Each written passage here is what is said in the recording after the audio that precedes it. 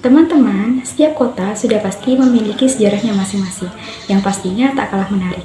Sama halnya dengan kota Bangkalan yang memiliki asal-usul nama yang unik. Bangkalan merupakan daerah paling barat di Pulau Madura, sehingga saat menyeberang dari Surabaya lewat Suramadu, akan memasuki kabupaten itu terlebih dahulu.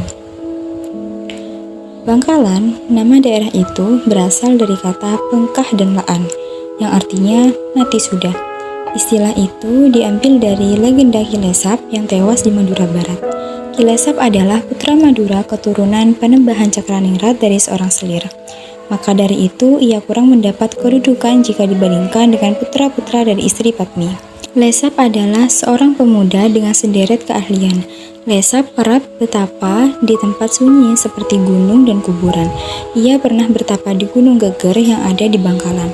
Kemudian, Kilesap kembali dengan membawa banyak keahlian, terlebih dalam menyembuhkan orang sakit. Soal itu terdengar oleh Raja Bangkalan. Lalu Lesap dipanggil dan diperkenankan tinggal di Bangkalan. Ia diberi rumah di desa Pejagan. Lesap juga diizinkan membuka praktik sebagai dukun. Namun, kepercayaan dan kehormatan itu belum memuaskan Lesap. Ia juga merasa terus diawasi sang raja. Lesap rupanya mempunyai ambisi untuk memegang pemerintahan di Madura. Lesap meninggalkan Bangkalan lalu menuju ke timur. Ia akhirnya sampai di Gua Gunung Pacudan, di daerah Guluk-Guluk. Di gua itu ia bertapa hingga beberapa tahun lamanya. Nama Lesap semakin terkenal. Konon, ia memiliki golok yang dapat disuruh untuk mengamuk sendiri tanpa ada orang yang memegangnya. Soal kesaktian itu menyambar hingga pelosok Madura. Akhirnya Lesap merasa yakin pada dirinya sendiri mampu mengobarkan api pemberontakan.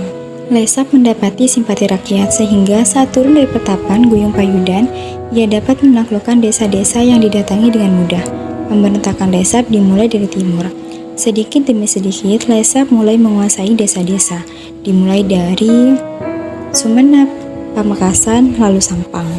Selanjutnya, Lesap melawan Adiko Rompat, menantu dari Cakraningrat V Bangkalan. Adiko Rompat sangat marah. Ia memikirkan nasib rakyat Pamekasan pasca pemberontakan Lesap. Pulang dari Semarang, Adiko Rompat naik kuda dari Bangkalan menuju Blega.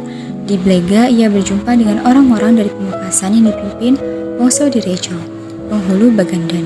Dengan diiringi pengikut setia, Adiko Rompat terus menuju ke Sampang. Di Sampang, ia berhenti untuk istirahat sebentar pada saat makan siang. Namun, ia tidak sabar untuk melakukan pemberontakan untuk melawan Kilesapnya. Siapa yang berani mati bersama dengan dirinya? Penghulu Bagandan menyahut. Adiko Rompat beserta pasukannya mengamuk sedemikian rupa, sehingga musuh dapat dipukul mundur sampai di pengantenan daerah Pamekasan. Akan tetapi, karena pasukan Adiko Rompat sedikit, hal yang tidak diinginkan terjadi. Adiko Rompat yang sudah lelah tersusuk musuh. Tetapi semangatnya tidak padam. Adiko Rompat terus mengamuk dengan tombaknya. Ia kehabisan tenaga dan meninggal. Demikian pula penghulu Bagandan, gugur di medan pertempuran bersama Adiko Rompat. Pada tahun 1750, Lesap beserta pasukannya menuju Bangkalan.